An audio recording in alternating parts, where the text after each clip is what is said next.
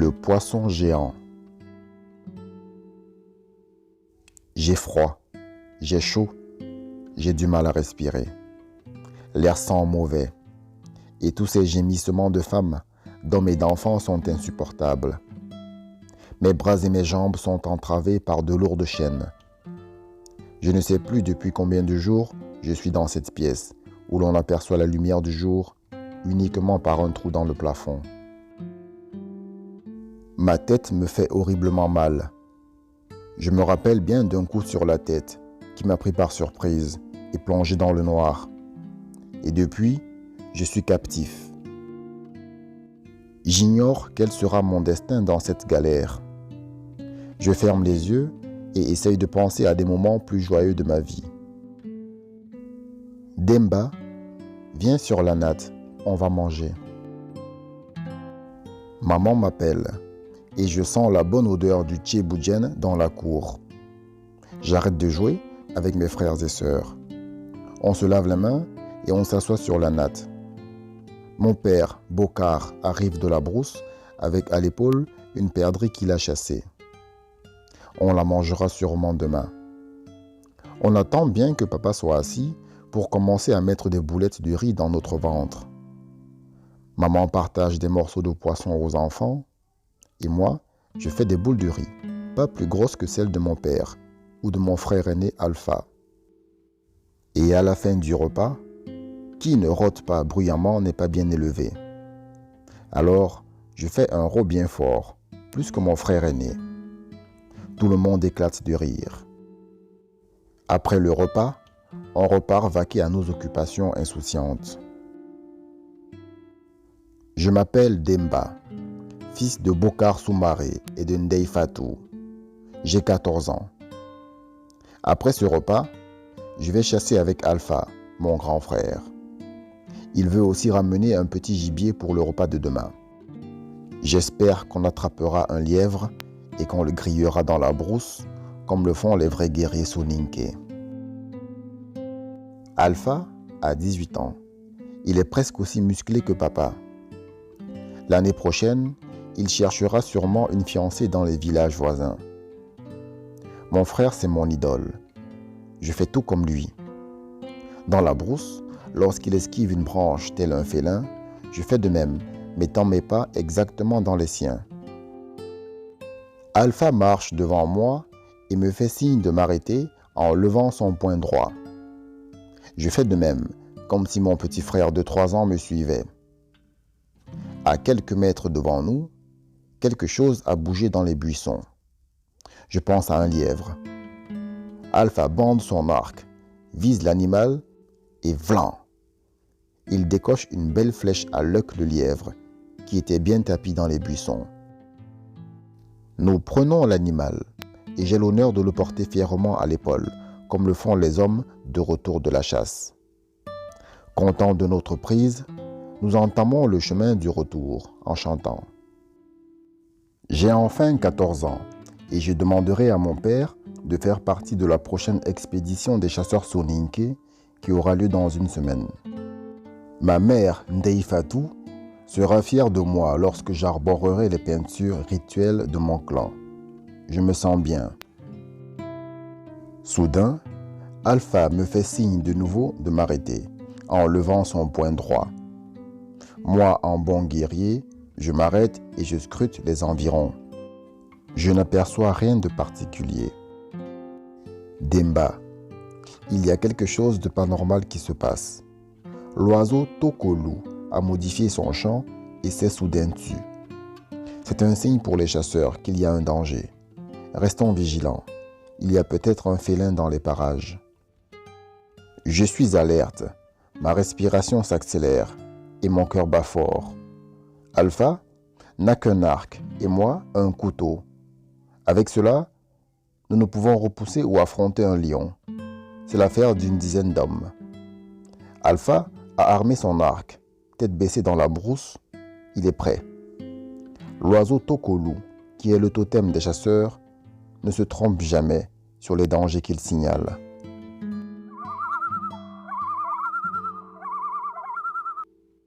L'oiseau Tokolou lance encore une fois son cri d'alerte. Alpha décoche une flèche devant lui, se retourne et me dit de courir. Je cours à perdre haleine, aux côtés de mon frère. Je perds le lièvre, suspendu à mon épaule et dont j'étais si fier. Alpha, d'un geste que je ne m'explique pas, pour un guerrier, se débarrasse de son arc, qui entrave sa course. Je comprends que la situation est grave. C'est alors que je les aperçois. 2 cavaliers galopent vers nous, et leurs cris n'ont rien d'amical.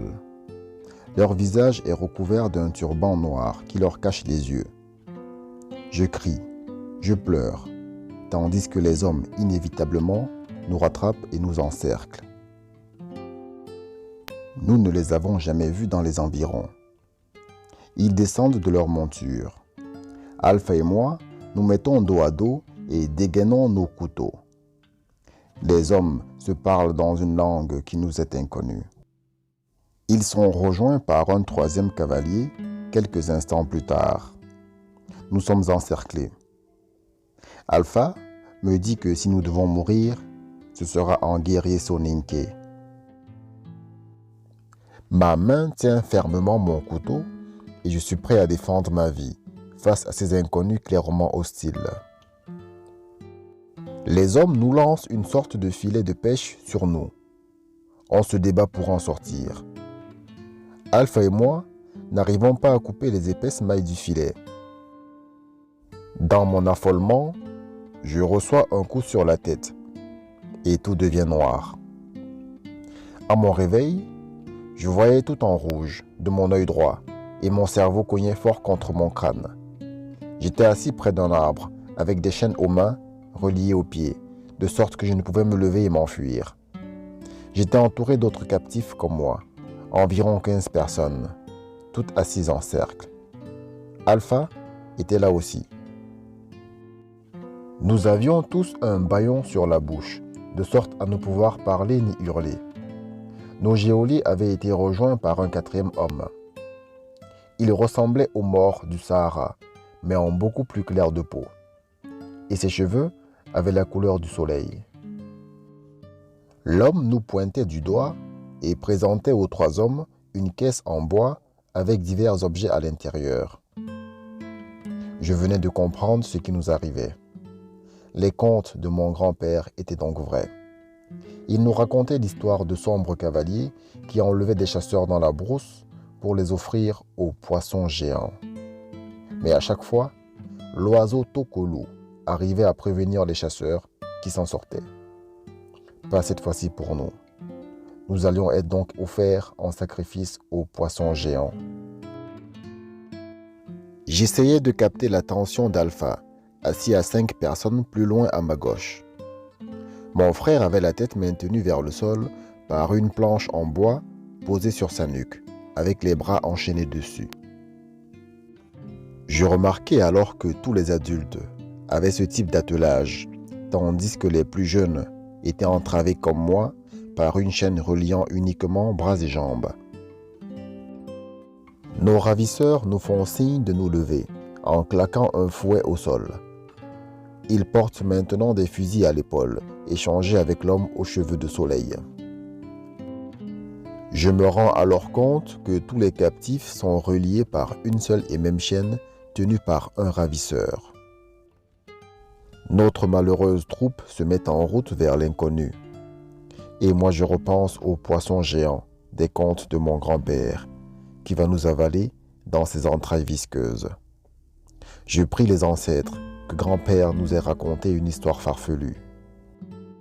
On sera certainement délivré par des guerriers de notre village de Niamtougou. L'oiseau Tokolo pourra peut-être les avertir, mais je ne me fais pas d'illusions, car nos ravisseurs sont bien armés et semblent déterminés à nous conduire je ne sais où. Nous marchons ainsi toute la journée en plein soleil. De temps en temps, ces hommes nous donnent une gorgée d'eau ainsi que des fruits cueillis en chemin. Curieusement, personne ne gémit, ne se plaint. Même les enfants enchaînés au dos de leur mère n'émettent le moindre cri. Et Dieu sait comme ils peuvent être bruyants lorsqu'ils n'ont pas à volonté le précieux lait maternel. Le premier soir, nous dormons au pied d'un baobab. Nous faisons nos besoins tous ensemble à quelques mètres de l'arbre. Ces hommes nous ont fait passer par des routes évitant soigneusement des villages et des sentiers connus, car je me rends bien compte que tous les captifs que nous sommes regardent les alentours avec surprise et terreur. Nous sentons que les nôtres risquent de ne jamais nous retrouver. Après 3 jours de marche, notre groupe s'est agrandi, rejoint par une autre colonne de captifs. Leurs ravisseurs sont des Africains et des hommes pâles, accompagnés de chiens féroces qui ressemblent plus à des hyènes qu'à des chiens. Alpha et moi avons pu échanger un seul regard depuis le début de notre capture, et j'ai lu dans ses yeux toute la détermination à s'en sortir et la force du clan des Soumaré. Je m'appelle Demba Soumaré, j'ai 14 ans et je serai digne de mon clan dans cette épreuve. Cet échange avec mon frère n'a duré que 2 ou 3 secondes, mais m'a gonflé de force. J'ai un peu relevé la tête et aperçu posé sur une branche un oiseau tokolou. Ce dernier observait notre caravane de captifs passés. Alors, je lui ai envoyé un message par ma pensée. Oiseau tokolou, totem des chasseurs. Vole, vole, va à Niamtougou, mon village. Dire à ma mère, Ndei Fatou, et à mon père, Bokar, que je suis captif avec Alpha et qu'on va être offert en sacrifice au poisson géant. Dis à mes frères, oiseau tokolou, dis à mes frères et sœurs d'être prudents. Dis-leur que grand-père avait raison. La brousse est dangereuse. Des hommes sombres et des hommes pâles nous y capturent. Va, oiseau tokolou, va et transmets mon message.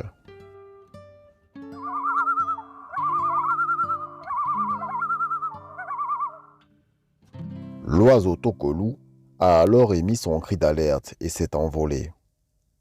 Plusieurs captifs ont marqué un temps d'arrêt de quelques secondes, et c'était comme si tous avaient compris que Tokolou était parti porter un message. Cela doit faire 1 semaine que nous marchons, et ce matin, nous entrons dans un très grand village, aussi grand que tous les villages autour de Niamtougou réunis. Il y a des hommes, des femmes, des enfants, libres. Notre cortège traverse une place de marché et quelques personnes nous regardent, mais personne n'intervient pour nous sauver. Nous traversons le grand village et arrivons à une grande étendue d'eau. J'ignorais que les rivières pouvaient être aussi larges.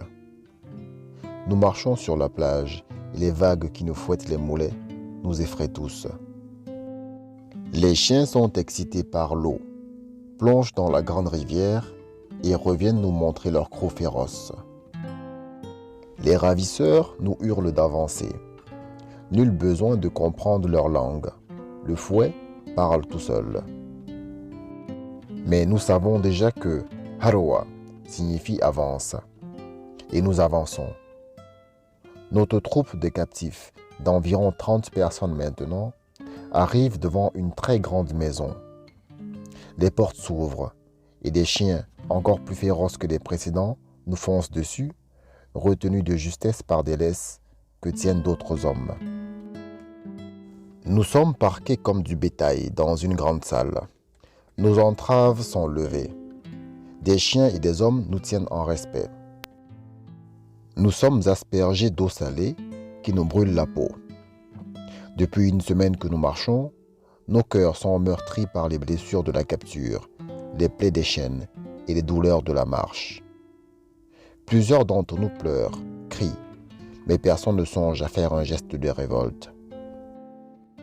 J'aperçois Alpha, qui semble avoir pris 20 ans de plus.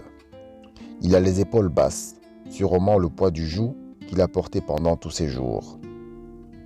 Une bouillie de haricots et de maïs est servie dans une auge aux cochons, et nous nous jetons tous dessus. Plus de politesse, comme lors des repas en famille. C'est la cohue. Nous sommes des animaux qui mangeons quasiment à même le sol, de la nourriture à peine digne pour des cochons. Les aboiements des chiens féroces sonne la fin du repas et nous sommes escortés dans une pièce sombre et beaucoup trop petite pour 30 personnes. Nos cous sont tous reliés par une même chaîne, de sorte que nous sommes soit tous debout, soit tous assis, ou encore tous allongés. Et cela se fait de façon naturelle. Nous avons appris à souffrir ensemble, à ressentir comme un seul être. Les uns et les autres se parlent, mais beaucoup d'entre nous ne parlons pas la même langue. Difficile aussi de s'entendre dans cette cacophonie de langues. Alpha demande à la volée si quelqu'un parle soninké. Un seul homme répond. Alpha continue. Grand frère, je m'appelle Alpha Soumaré, du village de Niamtougou. D'où viens-tu et que sais-tu de ce qui nous arrive? Et l'homme répond. Je suis Boulaye Sonko, de Kédougou. Nous allons être vendus comme esclaves, quelque part. Grand frère Boulaye, y a-t-il un moyen de s'échapper de cet enfer? Le grondement de la lourde porte métallique et les aboiements des chiens nous rappellent tous à l'ordre. Le silence se fait dans la pièce. 2 hommes entrent avec des chiens en laisse qui bavent et ont l'œil féroce, prêts à manger de la chair humaine. La chaîne commune est détachée. Une mère et son enfant, celle qui faisait partie des premiers captifs, comme moi, est sortie de la pièce. Un autre homme également, qui mesure près d'1,90 m. Comment ce guerrier a-t-il pu se laisser capturer? Les ravisseurs sortent avec leur prise, et dehors, on entend la femme commencer à hurler et son bébé pleurer. Une fois par jour, nous allons dans la grande pièce pour manger dans l'auge des cochons. Toujours la même chose, bouillie de maïs et de haricots. Je perds la notion du temps que nous passons dans cette prison. Environ tous les 2 jours, des captifs sont rajoutés et d'autres emportés vers l'inconnu. Notre nombre reste d'environ 30 personnes, qui semble être le maximum que peut contenir cette pièce. Dans ce malheur, Alpha et moi sommes maintenant espacés d'une seule personne, qui s'avère être Boulaye Sonko, qui parle bien évidemment notre langue. Alors, je fais mes calculs. En général, les ravisseurs emmènent 2 à 3 personnes par jour. Lorsque ce sera mon tour, je prie les ancêtres d'être emmenés avec Alpha et Boulaye. Dans le village de Niamtougou, c'est la désolation depuis 3 semaines. Bokar Soumaré et Ndeye Fatou, sa femme, sont en deuil. Leurs 2 fils, Alpha et Demba, sont portés disparus. Depuis leur dernière sortie en brousse, ils ne sont plus revenus. Des guerriers sont partis à leur recherche dès le lendemain de leur absence. L'arc d'Alpha a été retrouvé intact au sol, sans aucune trace de sang marquant l'attaque d'un félin. Bokar Soumaré et les villageois ont écumé les environs pendant 4 à 5 jours en se résignant à la perte de leur fils. Il ne restait plus qu'à faire des offrandes aux ancêtres pour les protéger. Cela fait donc 3 semaines que le village a perdu tout espoir de revoir ses enfants vivants. Des émissaires ont été dépêchés dans les villages avoisinants qui ont reporté eux aussi des faits de disparition de vaillants jeunes hommes et jeunes femmes. Ndeye Fatou Soumaré est assise devant sa case avec son mari Bokar et quelques anciens du village. À force d'avoir pleuré, elle n'a plus de larmes aux yeux. C'est alors qu'un oiseau tokolou se pose sur une branche au-dessus de leur tête. Et il se met à faire un chant bien particulier.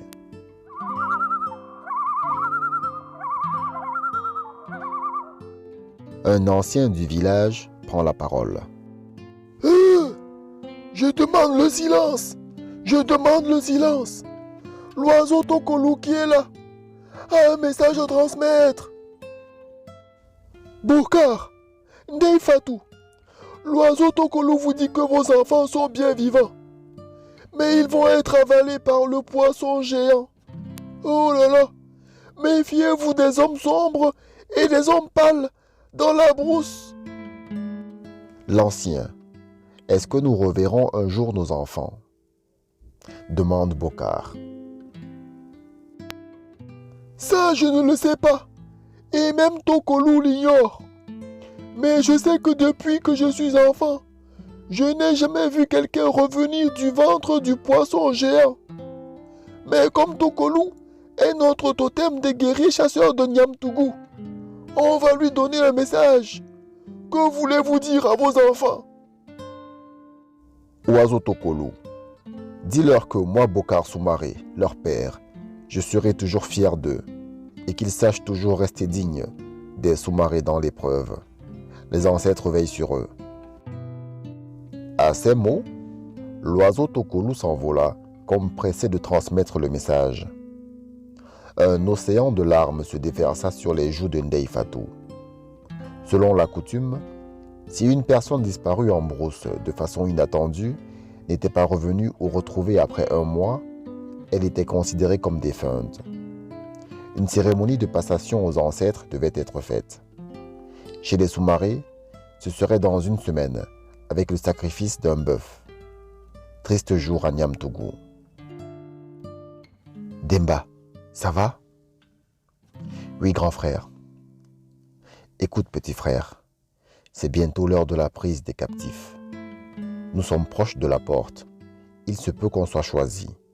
Prions les ancêtres de partir ensemble. Tandis qu'Alpha parle, le chant d'un oiseau Tokolou se fait entendre par-delà les murs de la pièce. Demba, Alpha, vous entendez? Est-ce que vous savez lire les messages de Tokolou? Non, grand frère Boulaye. Dis-nous ce qu'il raconte. Dit alors Alpha. L'oiseau Tokolou a été à Niamtougou. Il a transmis votre message à vos parents lorsque vous marchiez encore dans la brousse. Vos parents savent que le poisson géant va vous avaler. Restez dignes des Soumarés dans cette épreuve. Vos ancêtres veillent sur vous. C'est alors que la porte de la pièce s'ouvre en grand. La lumière est aveuglante, les chiens aboient, le cliquetis des chaînes se fait entendre. Alpha et Demba, les deux frères Soumarés, ainsi que Boulaye Sonko, sont emmenés hors de l'infecte pièce. Cela fait des jours que je n'avais pas ressenti de soleil sur ma peau. Malgré mes multiples plaies et mes chaînes qui pèsent lourd et entravent ma démarche, je goûte à ce plaisir gratuit que Weya, le soleil, m'offre. Nous avançons en file indienne et tellement nombreux que j'arrête de vouloir nous compter. À quoi bon savoir combien nous sommes? Je suis au milieu entre mon frère aîné Alpha et notre camarade d'infortune Boulaye Sonko. Nous marchons vers la plage, entourés d'hommes à cheval, armés de fusils et avec des chiens maudits qui nous hurlent dessus, maintenus en laisse. Leur œil jaune est infecté de sang, leurs canines acérées dégoulinent de bave. Je suis terrifié à l'idée qu'un geôlier détende sa laisse de quelques centimètres. Ce serait le drame à coup sûr. Je ne doute pas que ces maudites bestioles ont déjà goûté à la chair humaine, celle des captifs comme nous. C'est alors que, plongé dans mes pensées, je l'aperçois. Finalement, il n'a pas l'air si grand que ça, ce poisson géant. Mais au fur et à mesure que notre colonne de captifs approche de lui, curieusement, ce poisson devient bel et bien géant. Curieux animal. Plusieurs petites bouches lui sortent sur le côté. Des dizaines d'hommes pâles sont montés sur son dos et nous observent. Nous empruntons une passerelle et arrivons sur le dos du poisson géant. Un des hommes qui a l'air de commander tous les autres arrive. Il est petit de taille, mais son charisme se fait sentir dans son regard d'azur et une barbe rouge bien fournie. Ce chef tire son épée et désigne de sa pointe 2 filles et un garçon d'environ 12 ans. Ces derniers sont emmenés dans une porte plus loin. Nous sommes ensuite aspergés d'eau de mer qui infiltre et brûle nos plaies. Un homme noir qui est habillé comme les geôliers nous ordonne dans plusieurs langues de danser. Comment un Africain comme lui peut-il laisser traiter ses frères ainsi? Je ne suis plus surpris de la nature humaine depuis ma capture. Et que dire de la fraternité? Encore une déception. Alpha et moi avons bien été capturés par nos frères noirs, si tant est qu'on peut les appeler frères. J'ai appris que la barbarie n'a pas de couleur. Pourquoi les anciens de mon village de Niamtougou ne nous ont pas appris que de telles choses pouvaient exister? Du haut de mes 14 ans, je n'avais jamais été témoin de haine envers mon prochain. Certes, des querelles entre villages existaient, mais elles se résolvaient toujours par une palabre entre les deux parties, avec une médiation des anciens du village. Je m'appelle Demba, j'ai 14 ans. Depuis 4 semaines, ma vie s'est arrêtée. J'ai été capturé et me voici qui plonge dans le ventre du poisson géant. Nous descendons des marches et entrons dans les entrailles de la bête. L'odeur qui me pique les narines est insupportable. Un mélange d'excréments, de peur, de sang, bref, de terreur. À cela s'ajoutent des centaines de gémissements, des cris et des pleurs d'enfants. J'avance dans un étroit couloir et je découvre des personnes allongées sur des plateformes en bois tout autour de moi. La longue chaîne qui retenait notre colonne et pesait sur nos épaules se libère, nous écorchant au passage le cou. Un homme pâle vocifère des ordres en faisant aboyer son molosse. Nous montons sur les plateformes qui s'étirent sur 5 niveaux. Je perds alors de vue mon frère Alpha, ainsi que Boulaye Sonko. L'espace sur ma plateforme m'oblige à rester en position allongée sur le dos. Une fois que tous les nouveaux arrivants sont allongés, une nouvelle chaîne est passée autour de notre cou, reliant des groupes de 6 hommes d'un seul tenant sur chaque niveau de la plateforme. Nos membres sont libres, mais à quoi peuvent-ils servir si on est tous reliés par le cou et allongés dans un espace, laissant à peine la place à notre souffle de sortir de notre corps? Le cliquetis des chaînes est incessant, car l'inconfort de notre position nous oblige à remuer nos corps pour continuer de les sentir vivants. Les plus minces d'entre nous peuvent se mettre sur le côté, ce qui est d'un grand réconfort. J'ai froid, j'ai chaud, j'ai du mal à respirer. L'air sent mauvais. Et tous ces gémissements de femmes, d'hommes et d'enfants, le cliquetis des chaînes, sont insupportables. Soudain, nous entendons de grands craquements venant de partout. Ça y est, le poisson géant va nous digérer en envoyant peut-être un quelconque liquide visqueux qui nous réduira en bouillie. C'est alors que tout tangue. Les gémissements se transforment en hurlements de terreur. Je reçois un liquide chaud et puant sur le ventre. Le captif du dessus s'est lâché. Je suis terrifié et n'arrive pas à me retenir moi non plus. En plus d'uriner sur mon pauvre voisin de dessous, je tourne la tête et vomis la dernière bouillie de maïs et de haricots qui nous a été servie. Le roulis se calme et je parviens à m'endormir. Un peu plus tard, la porte s'ouvre, baignant notre cachot dans une lumière brûlante pour nos rétines, désormais accoutumées à l'obscurité. Nous sommes sortis par groupe de 20 personnes. Je suis obligé de me cacher en partie les yeux en montant les marches vers la lumière du jour. Je découvre alors que nous sommes entourés d'eau. Où est partie la terre? Je suis pétrifié et n'ose faire un pas de plus sur le dos du poisson géant. Je suis brutalement rappelé à la réalité par l'eau de mer qui se déverse sur ma peau, jetée par les geôliers. L'Africain qui nous a ordonné de danser est de nouveau présent et joue du djembé. Nous comprenons que nous devons danser. Les corps s'exécutent, perclus de douleur et entravés par les chaînes. Nous dansons une dizaine de minutes. Ceux qui ne s'y adonnent pas avec ardeur reçoivent des coups de fouet qui déchirent leur chair déjà meurtrie.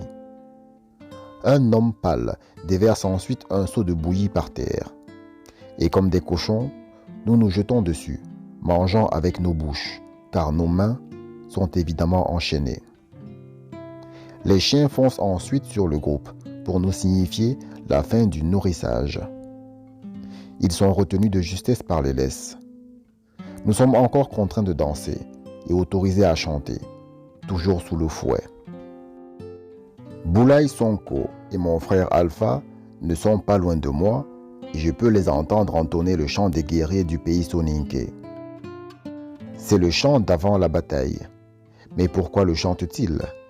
Je les rejoins néanmoins dans le chant sans grande assurance. Alpha et Boulaye commencent à taper du pied de plus en plus fort. Le cliquetis des chaînes et les battements de jambes forment un rythme tout à fait martial. Les hommes et les femmes d'autres tribus reprennent notre refrain. Les yeux s'injectent de sang, la sueur coule sur nos fronts. L'homme africain jouant du djembé suit notre rythme avec entrain. Là au moins, il fait corps avec ses frères de peau.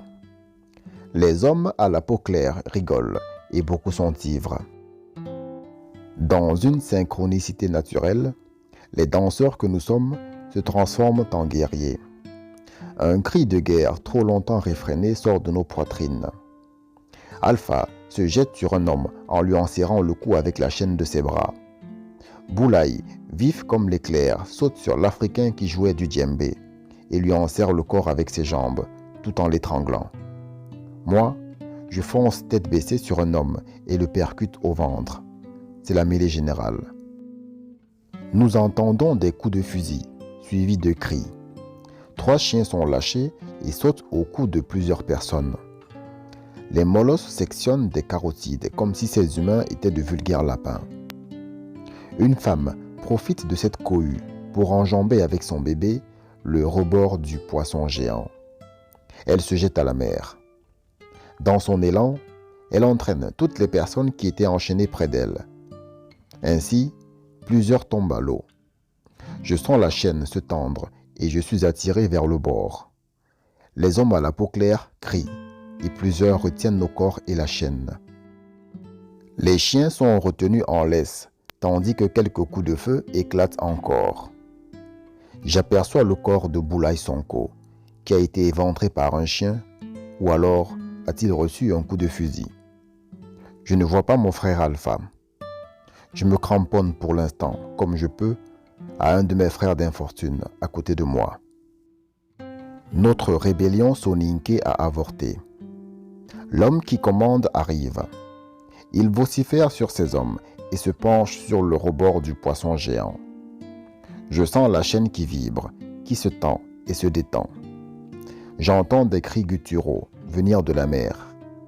Je comprends qu'à l'autre bout de la chaîne, sous l'eau, il y a la femme et son enfant, partis rejoindre les ancêtres. Et suspendus dans le vide, quelques captifs qui hurlent à la mort. Le commandant, penché sur le rebord, part alors d'un grand rire et invite ses hommes à venir voir le spectacle. La chaîne met une telle pression sur mon cou que j'ai l'impression qu'il va se rompre. Lorsque les hommes la remontent, c'est l'horreur. Plusieurs corps sont déchiquetés, avec des membres sectionnés, des têtes arrachées. Sur la vingtaine que nous étions, je compte 10 survivants, et toujours aucune trace de mon frère Alpha. Je comprends alors qu'il a été englouti par la mer. Le commandant affiche un sourire sadique et détache la chaîne principale qui nous reliait tous. Je suis terrifié. Je sais que je vais mourir, ainsi que les survivants. L'homme impitoyable ne laissera pas impuni la mort de 2 de ses hommes, suite à notre attaque soninké. Il passe devant chacun d'entre nous et s'arrête devant un captif d'une vingtaine d'années. Le commandant lui met la pointe de son épée sur la gorge et lui mime de sauter par-dessus bord. L'ordre est clair. L'homme recule d'instinct. Mauvais choix. Le commandant, d'un geste vif, lui tranche la tête qui tombe sur le sol, telle une noix de coco appelée par la gravité. Le corps du malheureux sans tête titube, tandis qu'un geyser de sang nous gicle dessus. Je sais que je vais mourir, soit par l'épée, soit avalé par la mer et ses terribles dents qui arrachent les chairs. Je repense à mon enfance heureuse dans mon village de Niamtougou. Moi, Demba Soumaré, 14 ans, digne fils Soninké. Ma vie s'achèvera ici, en plein milieu de la mer. Il me tarde de rejoindre mon frère Alpha au pays des ancêtres. Je ferme les yeux alors que j'entends le commandant s'approcher de moi. Je sens la pointe d'une lame sur mon cou. J'ouvre les yeux. Je les plonge dans ceux clairs du commandant. Je sais que je vais mourir. Mais je serai digne des Soumarés, comme me l'avait transmis l'oiseau Tokolou. Une fois de plus, le commandant mime le geste de sauter par-dessus bord. Je m'avance légèrement. La pointe de la lame s'enfonce dans ma paume d'Adam. Je saigne. Le capitaine ne me quitte pas des yeux. Je m'appelle Demba Soumaré. J'ai 14 ans. Je suis un digne fils soninké du village de Niamtougou. Mon père s'appelle Bokar Soumaré et ma mère Ndeye Fatou. Le commandant s'écarte et je me dirige vers le rebord. L'homme me suit. Peut-être va-t-il me trancher la tête pour son plaisir. Peu m'importe maintenant. Je suis mort en brousse il y a déjà 1 mois. J'enjambe le rebord et l'homme me retient in extremis avant que je ne perde l'équilibre. Je suis ramené au sol. Plusieurs malabars me sautent dessus et me rouent de coups de pied et de poing. Je me protège en boule comme je peux. Je suis relevé par 2 bras puissants. Je ne vois rien. Peut-être suis-je devenu aveugle. Un bourdonnement strident se fait entendre dans mes oreilles. J'ai les côtes en feu et un goût de métal dans la bouche. Mon sang. Je suis redescendu dans le ventre du poisson géant, avec des rescapés de la mutinerie. De nouveau, l'odeur pestilentielle de cet endroit me monte aux narines. Nous sommes de nouveau enchaînés aux plateformes. Les hommes à la peau claire sortent des corps inanimés de certains emplacements. Ceux-là ont rejoint la terre des ancêtres. Je gémis de douleur, car ma position allongée m'est insupportable avec mes nouvelles blessures. Je dois avoir des côtes ou la mâchoire cassée. Je m'appelle Demba Soumaré. J'ai 14 ans. Je suis un digne fils soninké et j'ai déjà vaincu la mort dans le ventre du poisson géant qui me conduit vers l'inconnu.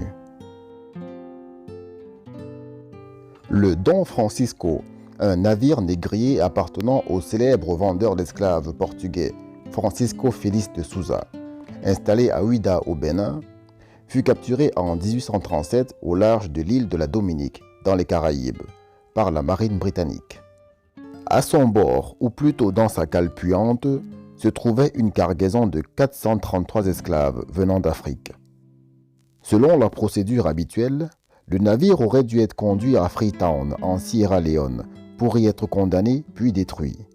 Il fut cependant vendu dans les Caraïbes après avoir déchargé sa cargaison humaine. Ainsi, 433 destins, tout comme celui de Demba Soumaré, se sont croisés et ont échoué sur l'île de la Dominique. Demba Soumaré a été marqué dans sa chair depuis sa capture aux abords de son village de Niamtougou jusqu'à son arrivée en Amérique. Cette traversée, appelée aussi le passage du milieu, pouvait durer 2 à 3 mois. Demba Soumaré a été vendu comme du bétail sur un marché du port de l'île de la Dominique. Relativement en mauvaise santé, suite à ses blessures et aux conditions inhumaines de sa traversée, il a été acheté à peine plus cher qu'un bœuf au prix de cette époque. Demba Soumaré a perdu son identité au profit d'un prénom chrétien accolé au patronyme de son maître. Demba a dû apprendre le portugais sous les fouets de son nouveau maître. Il a dû accepter de répondre à un nouveau nom. Pedro, Francisco ou Ignacio, peu importe. Il lui était interdit de prononcer le moindre mot en langue africaine. Demba a pu se reproduire pour accroître la propriété du maître. Il a eu 3 enfants, dont 2 filles qui, dès l'âge de 12 ans, étaient les esclaves sexuels du maître et des régisseurs de la plantation. Demba a vécu jusqu'à l'âge honorable de 38 ans pour un esclave des champs. On peut dire qu'il est mort de l'usure de son corps. La durée moyenne de vie d'un esclave des champs était alors de 10 ans, à partir du moment qu'il commençait à travailler. La servitude de cet homme aura duré 24 ans, durant lesquels, au fond de lui, il n'a jamais oublié le village de Niamtougou.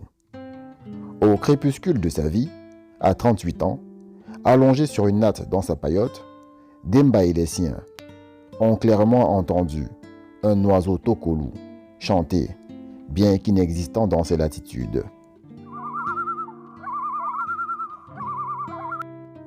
Viens mon frère Demba, c'est moi Alpha qui t'appelle. Le Tchéboudienne de notre mère Ndeifatou est prêt. Notre père Bokar t'autorise à avoir un gros morceau de poisson. Prends place auprès de nous et fais-toi une grosse boule de riz. Tu lécheras ensuite l'huile qui te descendra du coude avant de rôter. C'est ainsi que Demba Soumaré rendit son dernier souffle à 38 ans en arborant un sourire qu'il n'avait plus affiché depuis sa capture, 24 ans auparavant, aux abords du village de Niamtougou. Demba Soumaré, bien que personnage de fiction, incarne des millions de destins des personnes noires ayant subi l'injustice de la traite négrière. Pour nous, Histoire raconte, il est important de rappeler que tous les êtres humains font partie d'une seule et même famille, celle du cœur, celle de l'amour de son prochain, quelle que soit la couleur de la peau ou toute autre caractéristique physique, culturelle ou sociale. Les horreurs du passé, comme la traite négrière, ont stigmatisé et meurtri une partie de notre humanité. Il n'est pas question de faire table rase du passé, d'oublier, d'en vouloir à telle ou telle catégorie de personnes. Il s'agit de tirer les leçons de cette histoire et de puiser dans notre résilience, dans nos valeurs ancestrales, afin de construire une Afrique rayonnante et décomplexée de son passé, une Europe fraternelle et humble, une Amérique apaisée et unie. Bref, un monde de nouveau possible.